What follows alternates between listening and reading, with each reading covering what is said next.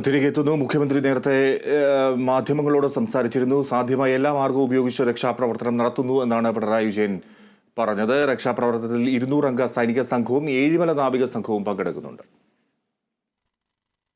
ഹൃദയഭേദകമായ ദുരന്തമാണ് വയനാട്ടിലെ മുണ്ടക്കൈ, ചൂരൽമല, അട്ടമല പ്രദേശങ്ങളിൽ ഉണ്ടായത്. ഇതിൽ ജീവൻ നഷ്ടപ്പെട്ടവർക്കാകെ ആദരാഞ്ജലികൾ അർപ്പിക്കട്ടെ. നമ്മുടെ നാട് ഇതുവരെ കണ്ടതിൽ അതീവ ദാരുണമായ പ്രകൃതി ദുരന്തങ്ങളിൽ ഒന്നാണ് ഇപ്പോൾ സംഭവിച്ചിട്ടുള്ളത്. സാധ്യമായ എല്ലാ ശക്തിയും മാർഗവും ഉപയോഗിച്ചുകൊണ്ട് രക്ഷാപ്രവർത്തനം തുടരുക തന്നെയാണ് ചെയ്യുക. എല്ലാ സേനാ വിഭാഗങ്ങളും ഇതുമായി ബന്ധപ്പെട്ട് നല്ല രീതിയിലുള്ള സഹായമാണ് ചെയ്തു വരുന്നത്. പരമാവധി ജീവൻ രക്ഷിക്കാനും പരിക്കേറ്റവർക്ക് മികച്ച ചികിത്സ ഒരുക്കാനും മറ്റുള്ളവരെ സുരക്ഷിത സ്ഥാനങ്ങളിലേക്ക് മാറ്റാനുമാണ് ശ്രമിക്കുന്നത്. വിവരങ്ങൾ സൂര്യഗായത്രി നൽകും. സൂര്യ, മുഖ്യമന്ത്രി ഈ ദുരന്തത്തെക്കുറിച്ച് കൂടുതൽ കാര്യങ്ങൾ എന്തൊക്കെയാണ് വ്യക്തമാക്കിയത്? എങ്ങനെ രക്ഷാപ്രവർത്തനം നടക്കുന്നു? സൈന്യം അതുപോലെ സംസ്ഥാനം എങ്ങനെ സജ്ജമായിരിക്കുന്നു എന്നാണ് അദ്ദേഹം വ്യക്തമാക്കുന്നത്? വയനാട് ദുരന്തത്തിൽ മരിച്ചവർക്ക് ആദരാഞ്ജലികൾ നേർന്നുകൊണ്ടാണ് മുഖ്യമന്ത്രിയുടെ വാർത്താ സമ്മേളനം തുടങ്ങിയത്. നാട് ഇതുവരെ കണ്ടതിൽ വെച്ച് അതീവ ദാരുണമായ ദുരന്തമാണ് വയനാട്ടിൽ ഉണ്ടായതെന്ന് മുഖ്യമന്ത്രി സൂചിപ്പിച്ചു. തിരുവനന്തപുരത്ത് വാർത്താ സമ്മേളനത്തിലാണ് ഇക്കാര്യങ്ങളൊക്കെ തന്നെ സൂചിപ്പിച്ചത്. ഉറങ്ങാൻ കിടന്നവരാണ് ദുരന്തത്തിൽ അകപ്പെട്ടതെന്നൊരു കാര്യം മുഖ്യമന്ത്രി പറഞ്ഞിട്ടുണ്ടായിരുന്നു.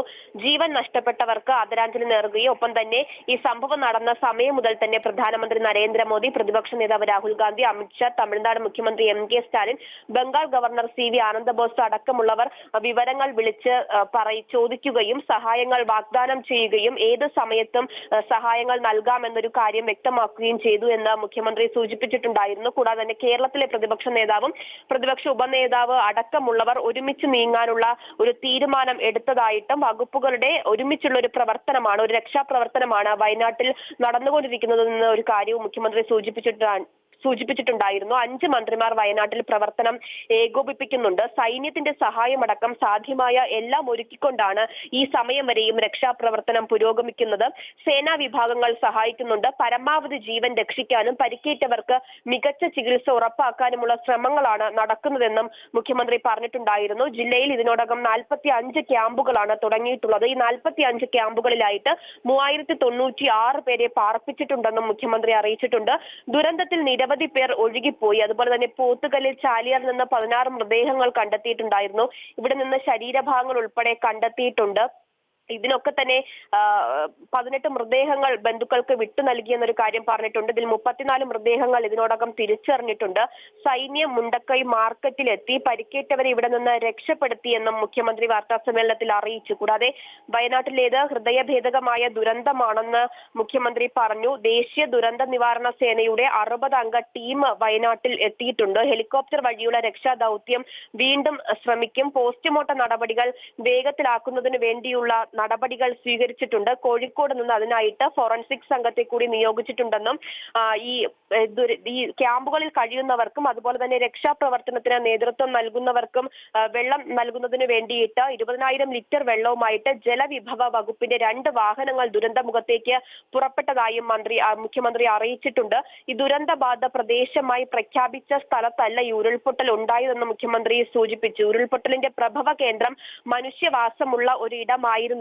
ഈ വലിയ മഴ സംസ്ഥാനത്ത് കഴിഞ്ഞ ദിവസങ്ങളിൽ പെയ്യുന്ന സാഹചര്യത്തിൽ ഈ പ്രദേശത്ത് ഓറഞ്ച് അലേർട്ട് പുറപ്പെടുവിച്ചിട്ടുണ്ടായിരുന്നു. അതുകൊണ്ട് തന്നെ പലരും ക്യാമ്പുകളിലാണ് വസിച്ചിട്ടുണ്ടായിരുന്നത്. അതുകൊണ്ട് തന്നെ വലിയൊരു ആഘാതം ഇപ്പോൾ തന്നെ ഉണ്ടായത് വലിയൊരു ദുരന്തം തന്നെയാണ്.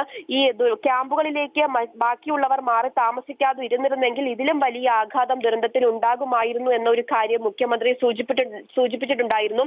എന്തായാലും ഈ ദുരന്തത്തിൽ ഒറ്റവരെ നഷ്ടപ്പെട്ടവർക്കും അതുപോലെ തന്നെ ഉണ്ടാക്കിയ സർവ്വതും നഷ്ടമായവർക്കും സഹായം നൽകണമെന്നൊരു കാര്യം മുഖ്യമന്ത്രി അഭ്യർത്ഥിച്ചിട്ടുണ്ടായിരുന്നു. ഇതിനായിട്ട് മുഖ്യമന്ത്രിയുടെ ദുരിതാശ്വാസ നിധിയിലേക്ക് എല്ലാവരും സംഭാവന നൽകണം എന്നൊരു കാര്യമാണ് മുഖ്യമന്ത്രി ആവശ്യപ്പെട്ടിരിക്കുന്നത്. ഇതിനോടകം തന്നെ കേരള ബാങ്ക് 50 ലക്ഷം രൂപ സഹായ വാഗ്ദാനം ചെയ്തിട്ടുണ്ട്. അതുപോലെ തന്നെ തമിഴ്നാട് മുഖ്യമന്ത്രി MK സ്റ്റാലിൻ 5 കോടി രൂപയും CR 2 കോടി രൂപയും വാഗ്ദാനം ചെയ്തിട്ടുണ്ട്. എല്ലാവരും മുഖ്യമന്ത്രിയുടെ ദുരിതാശ്വാസ നിധിയിലേക്ക് വയനാട്ടിൽ സർവ്വതും നഷ്ടമായവരെ രക്ഷിക്കുന്നതിന് വേണ്ടി അല്ലെങ്കിൽ അവരെ കൈപിടിച്ച് കയറ്റുന്നതിന് വേണ്ടി ധനസഹായം നൽകണമെന്നൊരു കാര്യവും മുഖ്യമന്ത്രി വാർത്താ സമ്മേളനത്തിൽ അഭ്യർത്ഥിച്ചിട്ടുണ്ട്.